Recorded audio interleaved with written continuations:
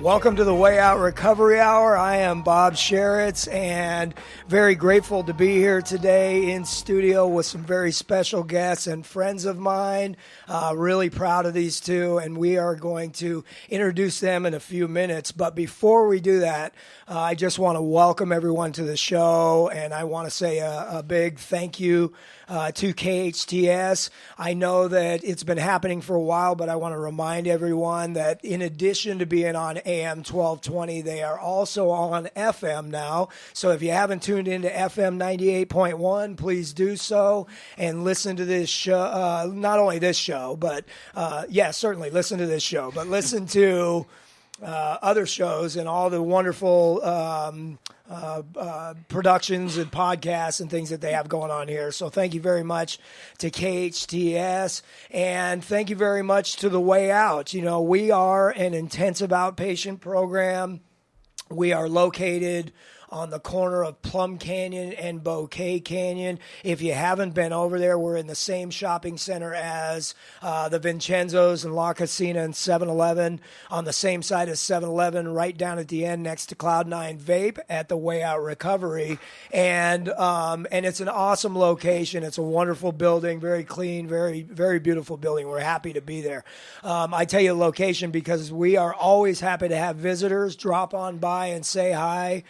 Melissa and myself and Brenda and any of the other staff will oftentimes be there, and we're happy to receive you and sit down and chat about what's going on in your life, whether it's with you or somebody else. Remember that asking for help is the first step, and if you want to walk in and talk to us about what's going on and ask us for help, we are certainly going to help you find whatever you need to get you on the right track to recovery. Or you can give us a call. Our phone number is 296-4444. Easy to remember, all fours, 296-4444. Or you can visit our awesome website at thewayoutrecoveryscv.com. Not going to make me laugh. They're trying to make me laugh. thewayoutrecoveryscv.com. It's a beautiful website. Go on over there and check it out. We also have a Facebook page, which many of you may be watching right now as we're streaming live on both the Way Out Recovery Facebook page as well as KHTS Radio Facebook page. And again, you can listen to us live on 98.1 FM or AM 1220. The Way Out Recovery is intensive outpatient, which means that we are able to treat both adolescents and adults and, of course, their family members. And we're able to treat people while they still have the ability to go to their jobs or go to school or live their lives as normally as possible and get the recovery that they need. Some people are going to benefit from a higher level of care, like a residential program, if they have physical symptoms that can't be treated at an outpatient, like detox and things like that. But the benefit of an intensive outpatient program is being able to work through the stressors that are going on in your life at the same time that they're going on in your life. And so we meet 3 times a week. And additionally, we have extracurricular curricular activities that we do, like hiking, and we go on outings, and we go to the park, and we do, we play drums, and we do all kinds of other cool stuff as well. But the 3 times a week that we meet allows a person to, experience the stressors in real time, come in and run those by their peer support group and professionally trained licensed counselors and a therapist, and get the help that they need in real time. So, give us a call, 296-4444. So let me talk about how do you describe the benefits of being in the process of recovery? It's really difficult to do, but I will tell you this, that whatever happened to me, I was able, to reach this point in my life where I just had really no choice but surrender. And in that moment that I thought was absolutely the worst point that I could possibly be in my life, something happened where I was able to just surrender and give up and sort of raise the white flag. I give, cry uncle, whatever that looks like, and just kind of realize within myself that at the core of all of my issues were drugs and alcohol, and that I was not in control of that, and that I would benefit from surrendering to the process of recovery. Now, I wasn't really aware of that at the time. I just knew I had to stop fighting. And so in that surrender, something beautiful happened. I gained the ability to say yes to whatever good thing stepped in front of me. And at that time, being involved in an outpatient program really became very beneficial to me. And it just set the pace for going into a 12-step program, for taking those steps, for working with a sponsor, for doing all these wonderful things that just opened up my world. And as a result of that, God saw fit that I should be passing that on to other people. And so, fast forward almost 13 years for me, and here I get the opportunity to work for this beautiful company at the Way Out, where I think one of the best benefits of being in the recovery process are the deep and meaningful and lifelong relationships that we make with people. So that has continued to happen over the years. And when we get to see people that come into the recovery process and raise that white flag and allow us to show them the direction that they need to be pointed in. Now, we don't have all the answers, but we certainly can point you in the right direction and give you some tips. And when people grab a hold of that and we watch them lose their obsession for drugs and alcohol and gain these big, beautiful lives, it is the reward for all the work that we do. And so when we get an opportunity to have a couple of people in studio with us that get to share that so that other people can listen to that and get help, it's truly an honor for me to have the two of you here today. So in studio with us, we have Trisha. Hi, Trisha. Say hi. Hi. Hi, Brady. Hey. And we have Brady. So just on a timeline, Trisha has, and I'm gonna clap outside the mic, almost 6 months sober, clean and sober. Completely. Woo! Yeah. And Brady, in a couple of days, will have 1 year of sobriety. So, right? We want to do that because it's a very big deal. And if you're listening at home, give them a big shout, give them a big clap, right? You hear it? Did you hear it? I did. I heard it. That's millions of people applauding for the two of you. Oh, right? Yeah. And they should be, because I don't think a lot of people realize how difficult it is to pull out of the grasp that addiction has on a person. And so what I want to do is I want to ask you guys to help our listeners understand what that looks like and what that feels like. Because not everybody who does drugs or drinks ends up an alcoholic or a drug addict. As a matter of fact, the statistics that I saw worldwide roughly put it at about 12 to 17% of the adult population of people who use drugs or drink will ever cross a line into addiction. So the vast majority of people who drink never become alcoholics. The vast majority of people who do drugs never become drug addicts, which may sound a little foreign to those people listening who might think, oh, anybody who does drugs are going to be drug addicts, but it's not the case, right? There's a difference between somebody who has the ability to stop if they get in trouble and somebody who, if they get in trouble, it makes it worse even, and that might describe it a little bit. It doesn't care where you come from. It doesn't care who your parents are, although genetics play a part in it. Certainly genetics play a part in it, and we can probably all speak to that a little bit. But I want to hear, and I don't care who goes first. Let's get Trisha out of the way since she's a little nervous. Me? I'm not nervous. She's like, I'm I not got nervous. this. I'm a pro, right? Right? How did it all start for you, Trisha?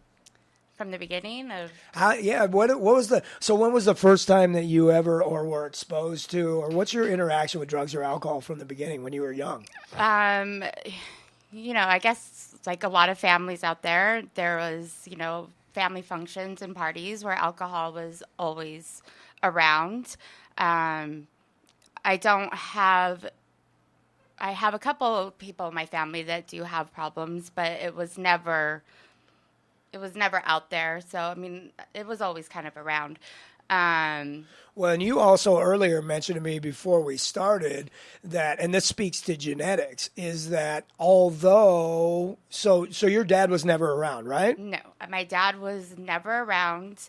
He actually, he left my mom and I before I was you were born, right? I don't have any contact with him, any kind of relationship with him, but I do know and have heard that he himself has a major addiction problem. He's been in and out of jail from, drugs and alcohol. Right. So, well, and that's important for people to understand is that certainly environment plays a part. Mm-hmm. Now, the more that you're exposed to drugs and alcohol, the higher risk that you have towards being an alcoholic or drug addict. There's no doubt about that. If drugs are in the home or drugs are around or alcohol is around, the more likely you are to use it. But even a bigger factor is the genetic process that takes place. And here's an example of somebody who's never met the person who they got their genes from, but yet that alcoholism transfers over into and you. I do have a couple of half-brothers from him that I have no relationship with, no contact, and they too have the same addiction problems. Right. So you're there's parties going on at the house, but occasions have drinking involved, but nothing, no big trouble. Right, or anything, nothing right? out of the ordinary, nothing that most people, don't see at a family function. When I was 3, though, my mom did remarry, and I of course didn't know what was going on at that time, but looking back and now seeing what everything was, he was a drug addict. He was an alcoholic. I remember when I was in my early teens, the first time I smelled marijuana in the air, I all of a sudden had a flashback of where he kept his bong, if I can say that, the smell of marijuana in the house, the smoke that would come out of the bathroom, it all flashed back and was like, oh my gosh, that's what that was. I would explain to our listeners what a bong is, but I think in today's world, everybody knows, right? Unfortunately, right? It's so commonplace. Everybody knows what that is. Yeah. So when's the first time you picked up anything? The first time I was an early teen. I was probably about 13, 14. I had a lot of things happen when I was a young child, and it made me, for a long time, very uncomfortable with myself. I was shy. I never felt in place. I always wanted to fit in.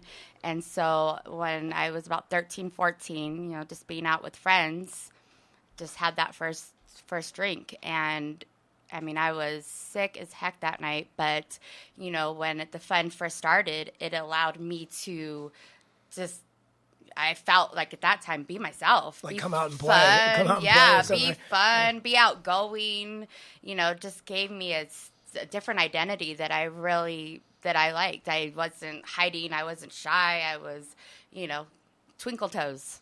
Right. Mm-hmm. And so let me hold on for a minute. I want to go to Brady and ask you same thing. What was the very beginning like for you? And when did it start? What's your exposure to it? What did that look like for you? I'd say it's pretty similar to Trisha. It's just family parties. It's always around. And I think in my mind it was a lot more than what it actually was. I think it was a few glasses of wine here and there, but in my head it was always like everyone was drinking bottles and bottles and bottles.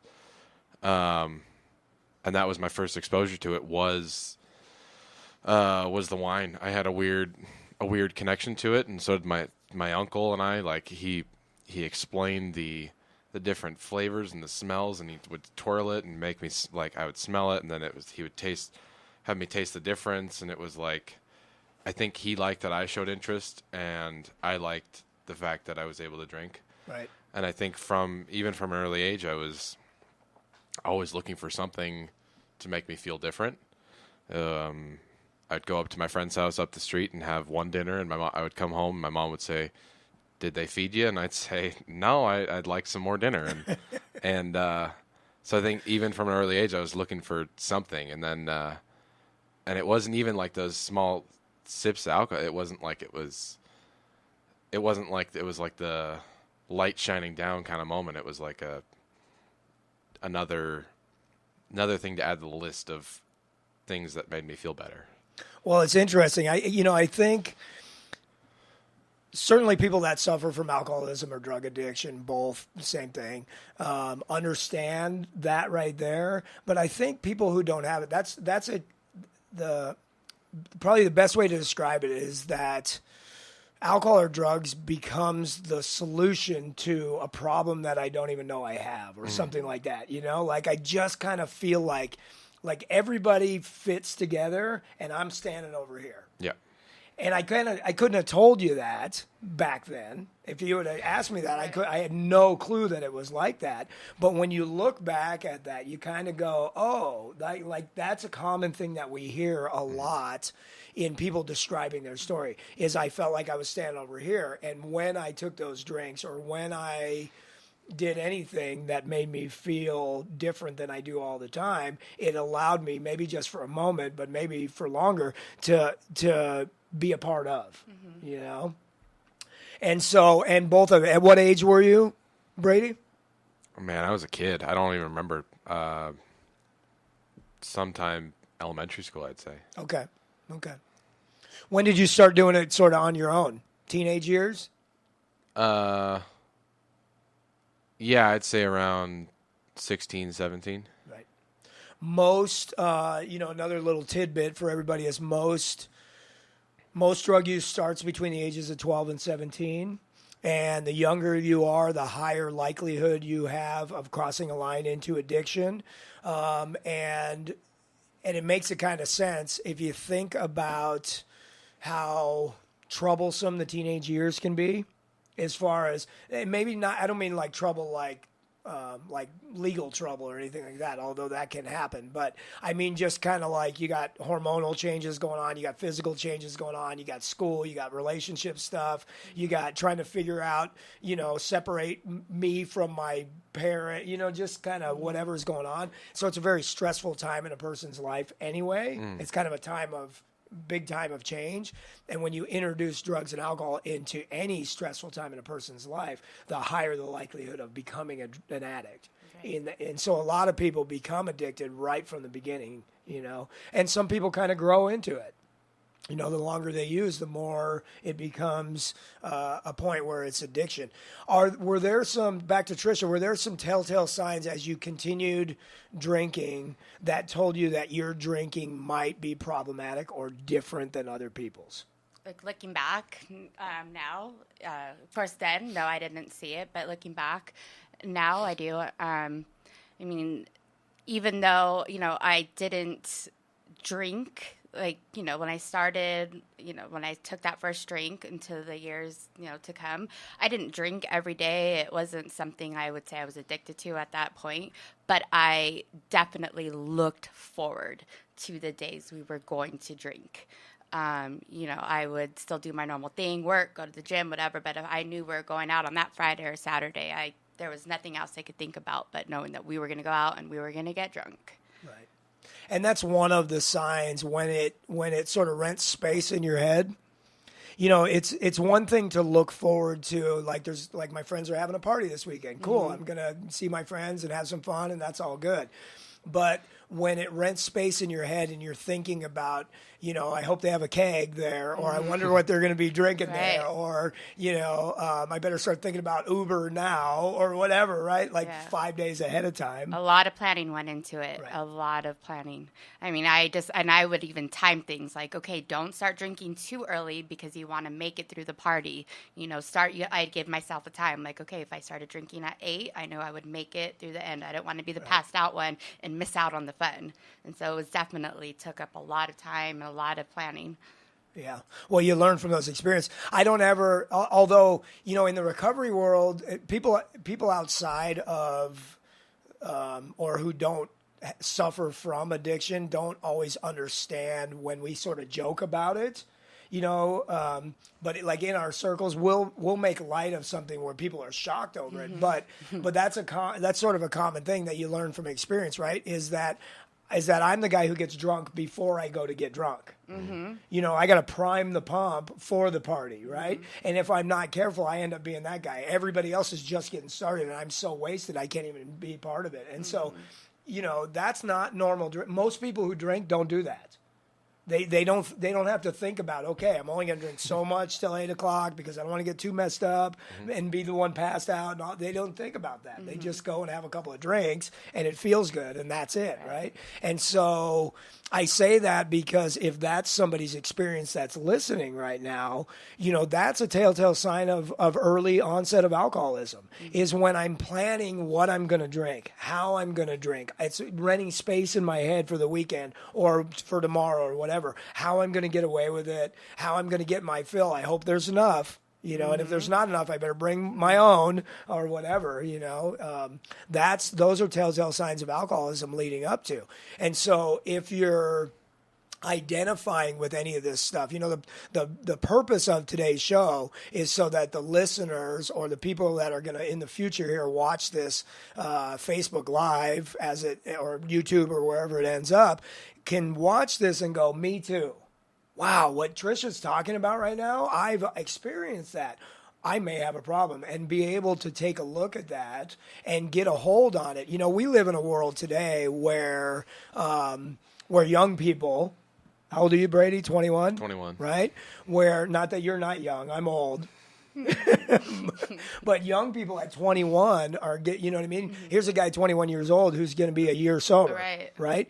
That's amazing. Yeah, but we can do that now because of what we're doing today. We can publicly put this out there so that people can listen at 19 years old and go, oh my God, I'm doing that already at 19. You know, I better get some help now so that at 21 they can be sober, right?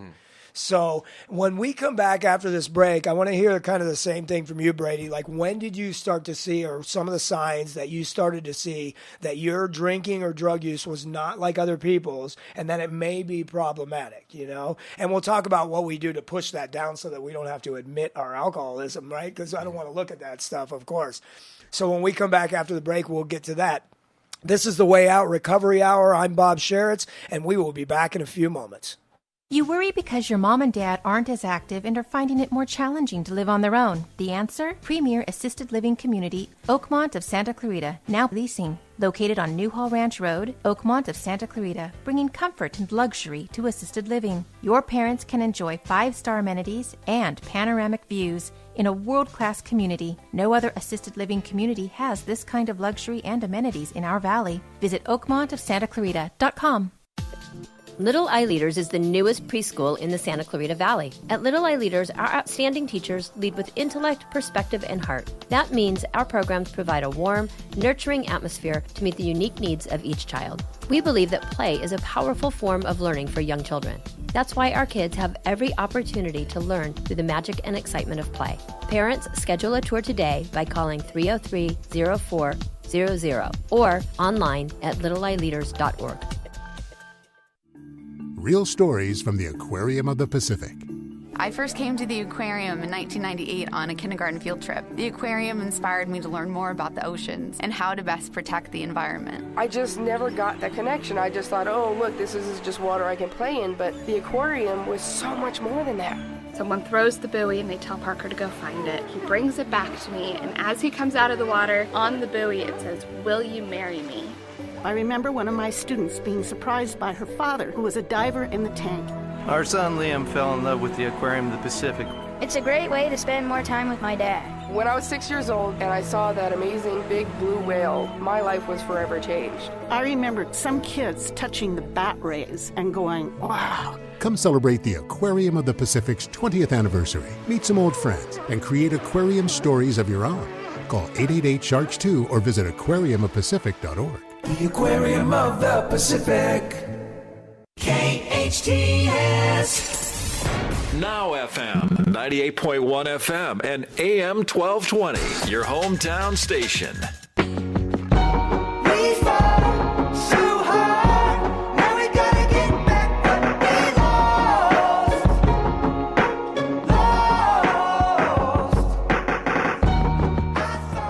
Welcome back to the Way Out Recovery Hour. I'm Bob Sharits in studio with my grooving guests. They were bumping to the music right now. We're having some fun in the studio. You know, it's wonderful that we can sit in here in the process of recovery and live in a world where we can sit here and have fun and joke around with each other, you know, because I don't know about you guys, but right before I got sober, things were not real funny. You know, life was pretty darn serious, and maybe right afterwards too for a while. Everything was really, really serious, and I was like, "What are you laughing about? There's nothing funny going on." So the fact that we sit here a little while longer and we can joke around about it and go, "God," because there's such a good feeling in the freedom that we gain. You know, I'm free. I'm not a slave to that stuff anymore, and that is a beautiful thing. So. Brady, before we went on the break, Trisha was telling us about some of her telltale signs when she was early on, at 16, 17, 18 years old, drinking. Yes.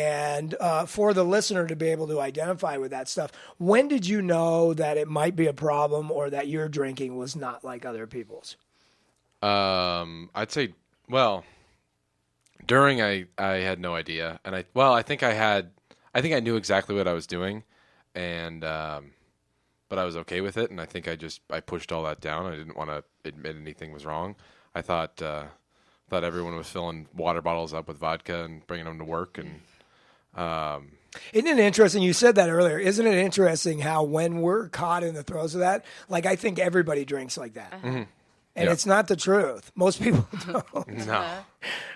No, but I think looking back now, I'm able to see like that was not normal. I think waking up and drinking, that was a big one for me because that's how I wanted to start my day all the time.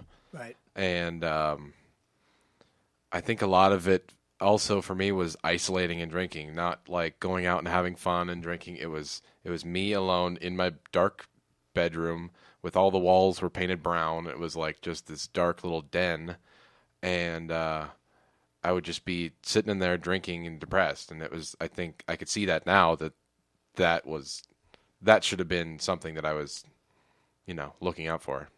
Well, and you mentioned depression, and something that I think certainly needs to be talked about is a lot of people, I don't know that it's most, but certainly it seems like that sometimes, is that a lot of people suffer from what we call co-occurring disorders, which means that they have more than one or a couple of different things that are going on, mental health wise and substance use wise. It may be multiple drugs. It may be multiple drugs and some mental health issues, anxiety, depression, things like that going on.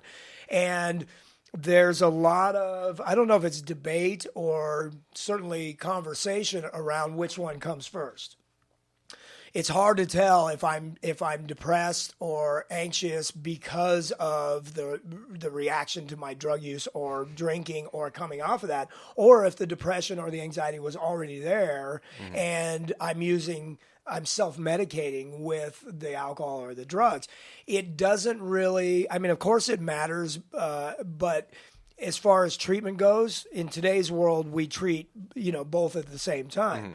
But there's something to be said about that as I think that towards the end of both of your drinking, and I know that this happened for me, interestingly, it happened 4 months into sobriety. It didn't happen beforehand, although that's questionable, is I think all of us reach a point where life seems so unbearable that the depression makes us at least think about suicide, if not even actively, pursuing that, because it becomes so depressing, so depressing.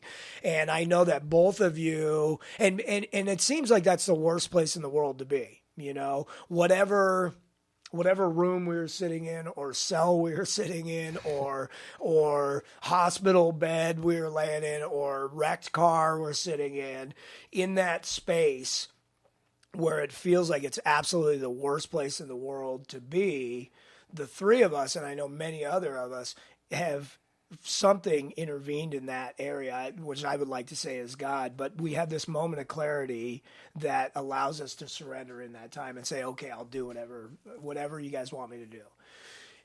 It's not as important, the details about any of the bottoms that you guys and I have hit, as much as it is What did you do with that moment right there? Did you guys reach out for help in that moment, or did families intervene in that moment? What happened for you? All of the above. I mean, it had gotten to the point, I mean, just like what Brady was saying, where, I mean, for a long time, it wasn't fun anymore. I was just drinking to hide those shameful feelings, to hide from myself, to not have to admit anything. I'd rather sleep and not think than have to deal with it. And my family members did see the problem, and they were concerned. It was starting to affect my own family, my kids, my husband. And, you know, I just started seeing sneaks of like what life was like, hiding the alcohol, drinking all day. And it got to the point where I was so sad. I was so sad and so disgusted with myself and depressed. You know, I wasn't only drinking to numb and hide those feelings. My body became physically dependent on it. No matter how much I drank, I wasn't even able to sleep through the night. I would wake up every hour and a half, just like in like a compulsive state of just like, okay, I need another drink. You know, I would just circle my house, whether I should go to the store or not drink that day, but I would get to the point where I wanted to hit my head against the wall.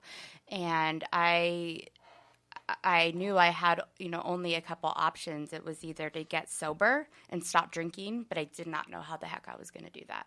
Okay. I had no idea, like, how I was going to do that. I, you know, had tried treatment before, and, you know, I guess it didn't click then. And so it was either get sober or I was going to end up dying or, God, I hate to admit it, but, you know, hurting myself. Yeah. And I grew up without my mother. She died when I was 8, killed by a drunk driver, ironically enough. And I knew what that did to me, and I knew that there was no way I could do that to my children ever. And so I had to do something. I had to get into a program. I had to just do something to get out of that dark place, because I knew I did not want to die. Right. That I knew I needed help. And Brady, were you able to see that on your own, or did somebody come in and say, oh no, we're going to intervene for you? I didn't see the problem with the drinking or the drugs. I saw the problem with the depression, and I reached out and I called my mom, and I said, I think I need help because I don't know if I'm going to make it home tonight. Right. And so that was me reaching out for help for, I think, everything. But I think it came in, it was like pieces at a time that I was able to admit to other people and to myself that I had an actual problem with everything. And so I reached out to her, and then I reached out to, you know, I ended up in the psych ward at the hospital, behavioral health unit. I don't know if psych ward's offensive. And I was asked in there if I thought I had a problem with drinking or drugs, and I said yes. I said yes, I do. And then they said, do you want us to look into an outpatient program for you? And I said, yeah, sure. Like, that's, I mean, where else am I going to go? I really don't have any other options at this point, because I'm, you know, sitting in the behavioral health unit on a 72-hour hold. It's like I'm not going to say no to something. Well, I think there's a couple of really important things in those, in what you both talked about is, you know, when you said I didn't know exactly what my problem was, but I just knew I needed help, right? Yeah. So you don't have to know what your problem is. You know, part of the recovery process is for all of us to kind of figure out what needs help, right? And so if you're sitting out there and you're listening going, you know, my life's a mess, but I cannot tell you why it's a mess, ask for help. I mean, that's part of the recovery process, right? And you know, it's nice that if you can have that moment of clarity, but if your family's another interesting thing about a sort of myth about treatment is that people always say you have to want it. in order for it to work. And that is absolutely not the truth. The truth is that you have to be exposed to recovery in order for it to work. Many people. So what happens is you get exposed to the recovery, and then something clicks, like you talked about that. Something clicks, and then you start to want it, right? But it doesn't matter if your family brings you in, drags you in screaming and kicking. If you come in the door, you have a chance of hearing the message. Absolutely. And if you don't, you don't, right? And so, do you remember our first meeting? I do. So they both end up at the way out, which is a godsend, for us to have such wonderful people walk through the door. And I try not to, but I probably smiled and maybe even laughed when you come in and you go, God, my life's a mess. Not in like a mean way, like, haha, your life's a mess, but like, come here and give me a hug. It's going to be okay, because I can so identify with that. I love when somebody walks through the door and they, not that I want anybody ever to suffer, but when you walk through the door and you go, I don't know what to do, but you're walking through the door is, I love that because I know the door to open to get to where hope is sitting, or something. And so you remember that first interaction with us? I do. Did you meet me or Melissa first? Well, I've known Melissa for a while. I've known her for almost a year and a half. So, the way I found the way out was through Melissa. Right. So I met with Melissa first. She kind of did, what would you call it? Intake. Yeah. I talked with Melissa first, and then I had my first group meeting with you. Okay. And we'll talk. I want to talk about what happens in that first group as well. Do you remember our first meeting? I do. Me, you, and your family? Yeah. Right? Anything stick out from that? I remember it, but I was hours out of the psych ward, and oh yeah, you came straight from there to me. Yeah, but I do remember. Good move, by the way. I do remember. You said you looked at my family. You said one day you're gonna be thanking him for everything he's doing, everything he went through, and it's like they do thank me now, because it's like everyone's gone through this recovery process now. Isn't that cool? I love when that pans out, because it doesn't always pan out. Not everybody gets and stays sober, right? And so, it can be a daunting process, and sometimes people will give up on that process. One second. Hold on. Getting good at this.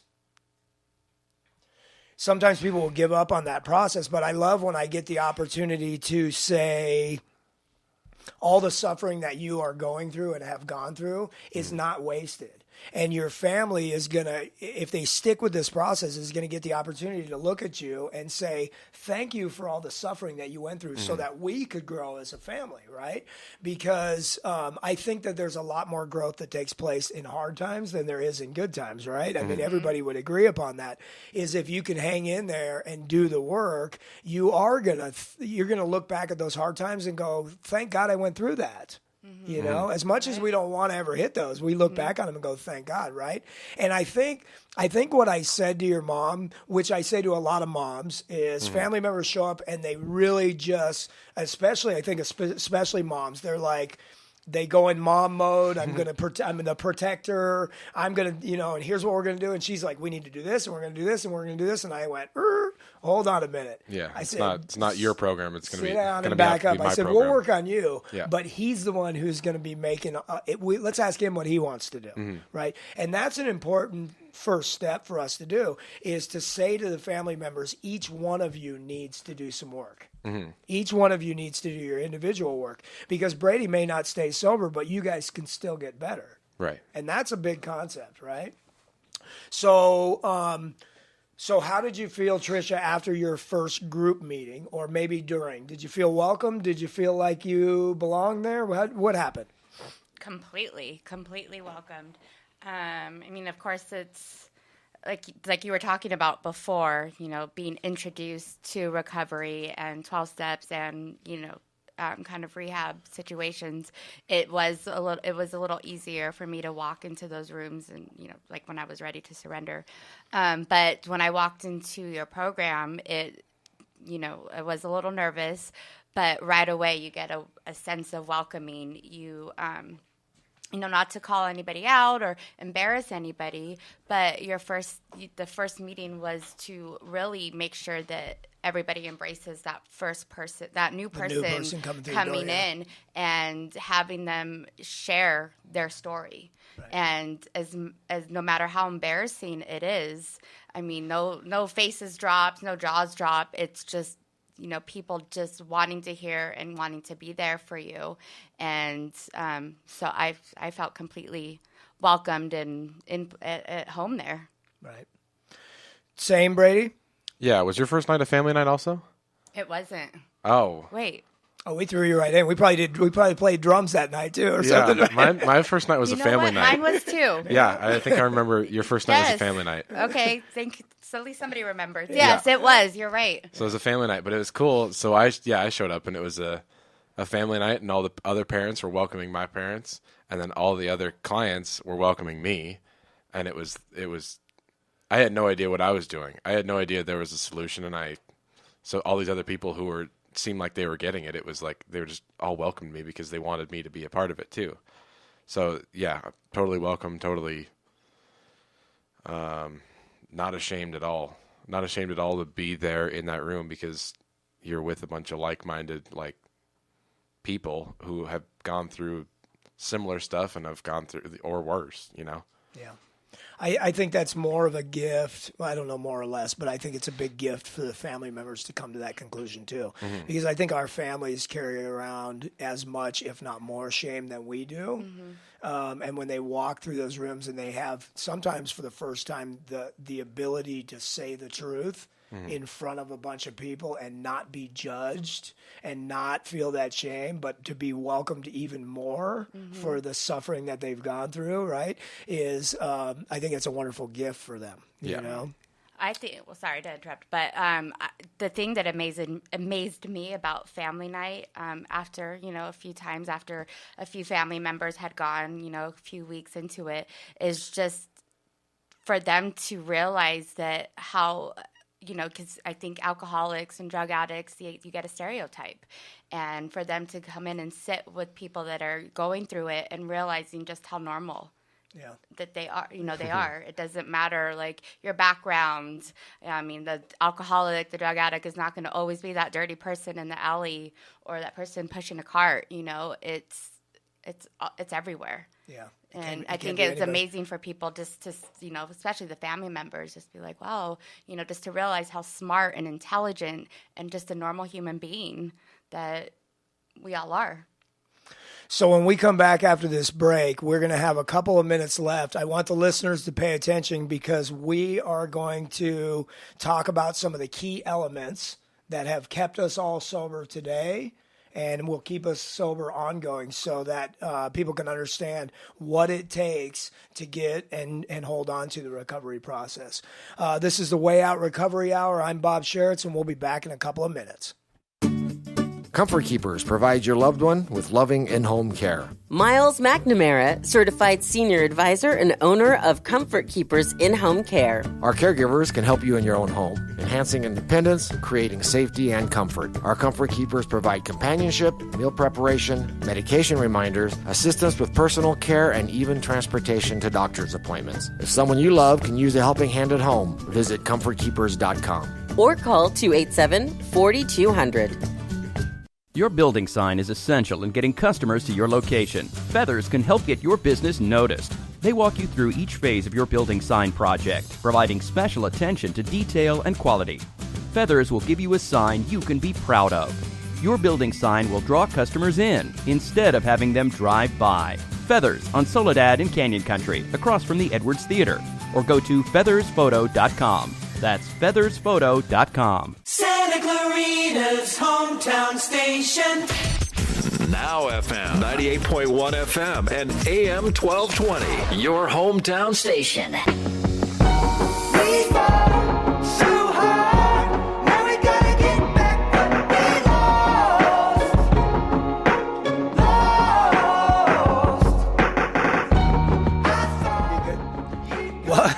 Welcome back. Welcome back to the Way Out Recovery Hour. I am Bob Sharits in studio today with some very special friends of mine and recovering folks from the Way Out, Trisha and Brady. If you are just tuning into the show, you need to hit that rewind button after we're done. Go back to the Facebook page and watch this entire video because they have been talking about some dynamite stuff. Thank you guys for being so honest and so open. Mm-hmm. And thank you for just saying yes to coming and doing this. You know, it can be a little bit nerve-wracking, and you know there are roughly 1 million people that are going to watch this. Not to make it. No, I'm kidding. There are going to be 1 million people who watch this, and so it can be a little bit nerve-wracking. But what we do when we do this is we allow maybe one person, maybe a handful of people that are going to watch this video, or they're going to listen. They're going to say, you know what, me too. And if those guys can get sober, so can I, and they're going to reach out and they're going to ask for help. And that's why we do this, is the whole point is for somebody to go, okay, I want help. Please help me. Please help me. Please help me. Right. And that's the start for all of us. So, I envision, I've worked with a lot of people, and I have no doubt seeing this vision of giving you guys 10-year cakes. You're going to stay sober. You have the obsession has left you. You are actively participating in the recovery process. What are some things that have helped you through the outpatient program and now ongoing through your 12-step programs or whatever you're doing to maintain that sobriety? What are some of the key elements that you have grabbed a hold of that have really helped you reach this point of freedom that you're at right now? Trisha? Well, I think I know, first of all, just being completely honest. I spent most of my life keeping everything inside, not being honest about anything, lying here and there all over the place, not sharing my feelings when I was hurt or sad or just felt confused. And I kept a lot of the pain in. And so the first thing was reaching out and asking for help and being honest about my feelings. And no matter how embarrassing things felt for me, just putting it out there. Yeah, everyone is looking for a safe place to talk about their stuff. Mm-hmm. Everybody's looking for that. We're all just looking for that safe space. And so I'm glad that you've found that. Mm-hmm. I definitely found it in your program, in the Way Out. That program, is amazing. There you go in and just, especially the transparency that you and Melissa share and have in the program, just helps everyone, helped me to just be able just to know like that I'm, not the only one, that, you're willing to put your story out there to help somebody else. And so that was completely great. Being in a 12-step program has really helped me. As much as you go in there and you might be embarrassed, you don't want to share, you feel like everybody's looking at you, just listening to everybody's share, and you see so much of yourself and what other people have to say. The fellowship in that program, people putting their hands out, people that you don't know, putting their hands out, giving you their numbers, telling you to call them at any time of the night. That's been so helpful. First and most off to finding the right sponsor for yourself. You not only create a friendship and familyship and a family member, but you have somebody there that's going to support you and guide you, tough love, just, telling you exactly the directions they've taken and what steps, for you to do, and just following direction no matter how hard it is. And it was really hard for me because, like I said, I did not put myself out there. I made my own decisions. I, thought I could do it all by myself, but just so letting go of that and just being like, okay, you know what, I obviously I cannot do this on my own. I haven't made the right decisions for myself. So I'm going to just do what they say and follow that direction has helped me. Nice. Nice. And you've had the opportunity now, what you're doing right now is seeing other women coming in newer than you and be able to talk to them and help them as well. And that keeps the whole thing going in the right direction. Right. Isn't that cool? Yeah, and doing things like this, I've done some panels, doing this program. Talk to me like 8 months ago. Flat out, no. I would have never considered it. It would have been like, I'm not answering your phone call. I'm avoiding you. No way would I have done anything like this. So let me ask you guys a question. Which one of you is the president of our alumni? I get confused. Trisha's the president of alumni. Trisha's the president of alumni? I'm president of mentorship. You're the president of mentorship. Yeah. Got it. She's no one to mentor right now, but president. We think it's really important to pass on what we've gained, and you guys have stepped up to do that and are carrying on as alumni of the Way Out onto the newer members and planning activities and events and things like that. And you're both incredible mentors to those new people coming in through our program and through the 12-step program. So what are key components for you? Thank you, Trisha. What are key components for you as well, Brady? Well, you mentioned it already. It's the importance of the relationships that you develop with these people. And I go to all the men's stags and all the 12-step programs like that, and it's you get these relationships with people that I've never had in my life, and people who look out for you, people who care about you, and if you're not doing something right, they'll tell you. They're not gonna. There's no beating around the bush. Like they'll tell you straight your stuff. Yeah, exactly. they'll tell you straight up what you're doing and if you're doing something wrong. And but I also think it's you mentioned it also. It's saying yes to things. Saying yes to things in recovery. That's why I'm on the radio right now. That's right. Like I never would have done that. You wouldn't have volunteered. But that was when I first ended up in the Way Out. It's like you were saying, things stick in my head, but it's like I had no way of acting them out. I had no way of knowing what to do. But then one of the first things he said to me was always say yes to things in recovery. And that's why I'm here right now. That's why I'm still on the radio, ended up here a year later. So. Yeah. Well, congratulations to both of you coming up on milestone 6 months in a year, both of you very, very shortly. And we are going to celebrate that. And thank you guys for being on air with us today. You are incredible people, incredible people. I value our friendship like nothing else. And I know that is going to continue going. Thank you, everybody, for listening today. So if you've been listening and you have heard something that you identify with, or you or someone that you love has an issue, even if you're not sure what that is, please ask somebody for help. That is that's the message that's the biggest message that we can ever put out, is that it all begins with asking for help. And if you're a family member who has a loved one and they don't want to ask for help, get in there and have that talk with them. If you can't do that, we will help you intervene on their addiction as much as we possibly can. We would be happy to meet with you and your family. So again, we are located on the corner of Plum Canyon and Bouquet Canyon, 28118 Bouquet Canyon. Drop on by and have a chat with us. Go to our website, thewayoutrocoveryscv.com, or call us at 296-4444. And thank you again for listening today. Once again, thank you guys. Thank you, Bob. Thank you for having me. This has been awesome. This is the Way Out Recovery Hour. I'm Bob Sharits, your host, and we will see everyone next time.